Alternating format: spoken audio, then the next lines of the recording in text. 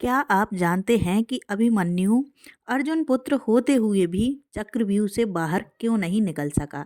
कैसे एक योद्धा जिसने मां के गर्भ में ही चक्रव्यूह भेदने की विद्या सीखी थी, वो महाजाल में फंस गया? क्या यह केवल एक अधूरी विद्या की गलती थी या महाभारत के युद्ध में कुछ और ही षड्यंत्र छिपे थे? इन सवालों के जवाब जानने से पहले जरा सोचिए, एक 16 साल का वीर जिसके रगों में अर्जुन और कृष्ण का खून दौड़ता है, वो अकेला चक्रव्यूह में कूद जाता है जहां दुर्योधन, कर्ण, अश्वत्थामा, द्रोण और दुशासन जैसे महारथी उसका इंतजार कर रहे थे। आज हम उसी अधूरी विद्या और दर्दनाक बलिदान की कहानी को जानेंगे जिसने अभिमन्यु को अमर कर दिया। अभिमन्यु की कहानी शुरू होती है तब जब वह अपनी मां सुभद्रा के गर्भ में था।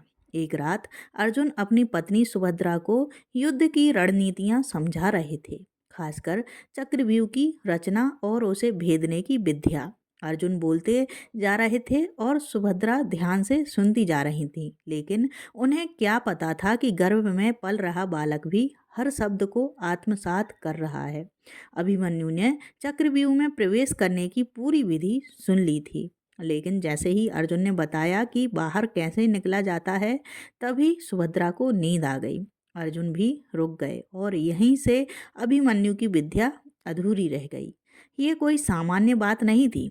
एक गर्भस्थ बालक ने युद्ध की सबसे जटिल रणनीति को समझ लिया, लेकिन उसका अंत अधूरा रह गया। कभी सोचा है, अगर सुभद्रा 5 मिनट और जागी होती तो इतिहास कुछ और होता। 13वें दिन की बात है। महाभारत का युद्ध अपने चरम पर था। कौरवों ने एक भयावह योजना बनाई, चक्रव्यूह की रचना। ये कोई सामान्य व्यूह नहीं था, बल्कि एक ऐसा रणनीतिक जाल था जिसे तोड़ना हर योद्धा के बस की बात नहीं थी। इस चक्रव्यूह को तोड़ने का ज्ञान सिर्फ कुछ ही महारथियों के पास था, जिनमें अर्जुन और कृष्ण प्रमुख थे। परंतु उस दिन अर्जुन युद्धभूमि में मौजूद नहीं थे। उन्हें सुदर्शन चक्रधारी सम्राट सुशर्मा की सेना ने जानबूझकर दूसरी दिशा में उलझा लिया था। कृष्ण भी अर्जुन के सारथी बनकर वहीं थे। पांडव शिविर में हाहाकार मच गया। अब कौन इस चक्रव्यूह को तोड़ेगा? अभिमन्यु आगे आया। उसने कहा, मैं अंदर प्रवेश कर सकता हूँ, पिता से सीखा है। लेकिन उसने एक बात जोड़ी, मुझे बाहर निकलना नहीं आता।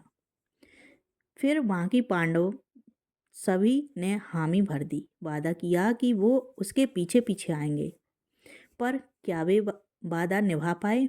जैसे ही अभिमन्यु ने रथ बढ़ाया, पांडवों के दिल कांप उठे और कौरव चौंक गए। एक किशोर योद्धा, मात्र 16 वर्ष का, अकेले ही महायुद्ध के सबसे जटिल व्यूह में घुस गया। वह ना डरता था ना झुकता था। उसकी आंखों में अर्जुन की आँच थी और आत्मा में श्री कृष्ण की छवि। गदा, धनुष, तलवार, हर शस्त्र का वह माहिर था। वह जैसे जैसे व्यूह के एक एक द्वार को तोड़ता गया, दुश्मनों के होश उड़ते गए। उसके रथ के पहिए गरजते थे और बाण बिजली की तरह कौरव सेना पर गिरते थे। दुशासन का पुत्र भी उसकी वीरता से कांप उठा और पराजित होकर गिर पड़ा। पर एक भयावह सच यह था, चक्रव्यूह के भीतर वो अकेला जा रहा था। पीछे से जिन महारथियों ने साथ देने की बात की थी, उन्हें जयद्रथ ने रोका और भगवान शिव के वरदान के चलते कोई आगे ना बढ़ सका। अब अभिमन्यु के आगे सिर्फ दुश्मन थे और पीछे खाली मैदान। चक्रव्यूह के भीतर अभिमन्यु जैसे ही घुसा, युद्ध की नैतिकता की सारी सीमाएं तोड़ दी गई। दुर्योधन ने आदेश दिया, इस बालक को जिंदा मत छोड़ना। द्रोणाचार्य, कर्ण, कृतवर्मा, अश्वत्थामा, दुशासन, शल्य और जयद्रथ, 7 महारथियों ने एक साथ एक योद्धा पर हमला कर दिया। सोचिए, एक अकेला 16 वर्ष का वीर और सामने 7 योद्धा जिनके पास अपार अनुभव और ताकत थी।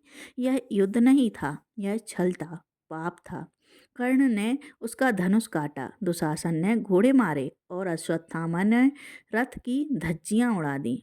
पर अभिमन्यु रुका नहीं। वह पैदल ही तलवार उठाकर दुश्मनों से भिड़ गया।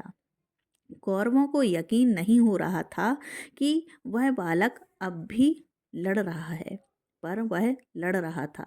अपने पिता के सम्मान के लिए, धर्म की रक्षा के लिए और कर्तव्य के अंतिम क्षण तक। अब अभिमन्यु के पास ना रथ था, ना घोड़े, ना धनुष बाण।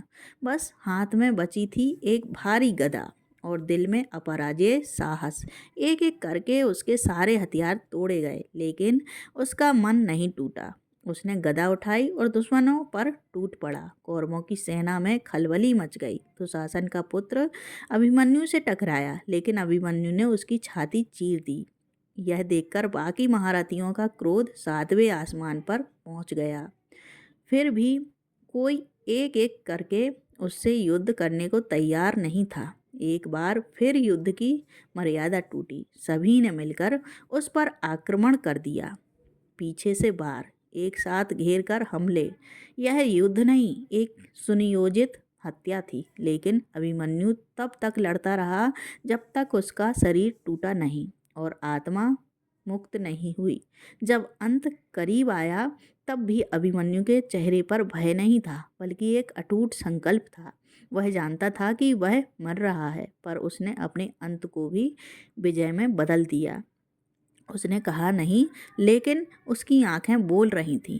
मैं अकेला था पर डरा नहीं, मारा गया पर झुका नहीं। कौरवों को लगा उन्होंने एक बालक को मार गिराया, लेकिन वास्तव में उन्होंने धर्म को लज्जित किया। कभी अर्जुन का पुत्र, कभी कृष्ण का भांजा कहे जाने वाला अभिमन्यु अब एक ऐसे योद्धा में बदल चुका था जिसका नाम आने वाली पीढ़ियों को शौर्य और बलिदान का पाठ पढ़ाएगा।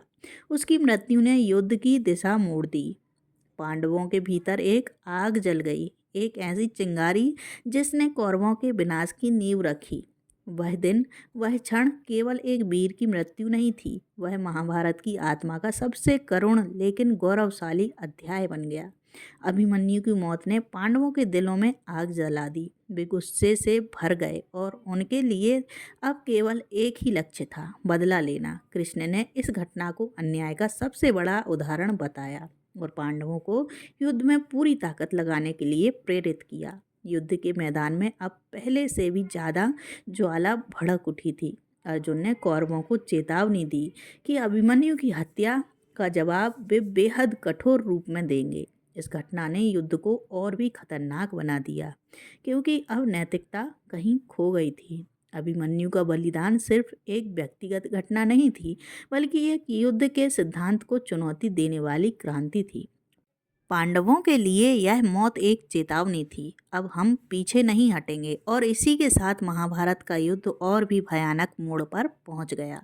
अभिमन्यु की मौत के पीछे सिर्फ अधूरी विद्या ही नहीं थी, बल्कि कई सवाल आज भी दिमाग घुमाते हैं। क्या सचमुच यह केवल एक दुर्घटना थी, या अर्जुन की अनुपस्थिति और सुभद्रा के सो जाने के पीछे कोई बड़ी साजिश थी? क्या महाभारत के युद्ध में ऐसी कई रणनीतियाँ छिपी थीं जिन्हें गुप्त रूप से लागू किया गया?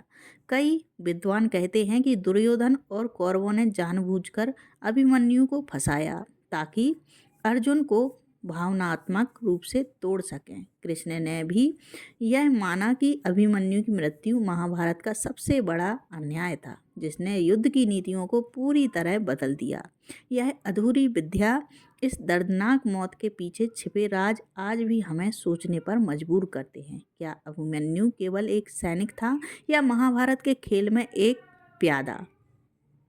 अभिमन्यु की चक्रव्यूह में फंसने की कहानी हमें यह सिखाती है कि अधूरी जानकारी और तैयारी कितनी खतरनाक हो सकती है। यह केवल युद्ध की बात नहीं है, बल्कि जीवन के हर क्षेत्र में सच है। अधूरी तैयारी हमें बड़ी मुश्किलों में डाल सकती है।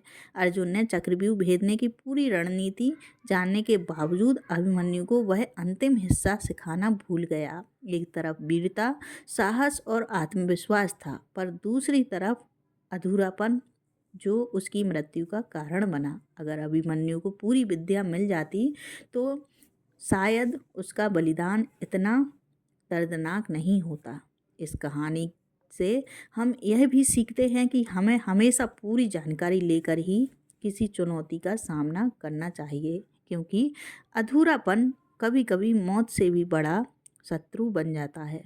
अभिमन्यु की चक्रव्यूह में फंसने और वीरगति पाने की कहानी सिर्फ एक युद्ध कथा नहीं बल्कि जीवन का एक बड़ा सबक है।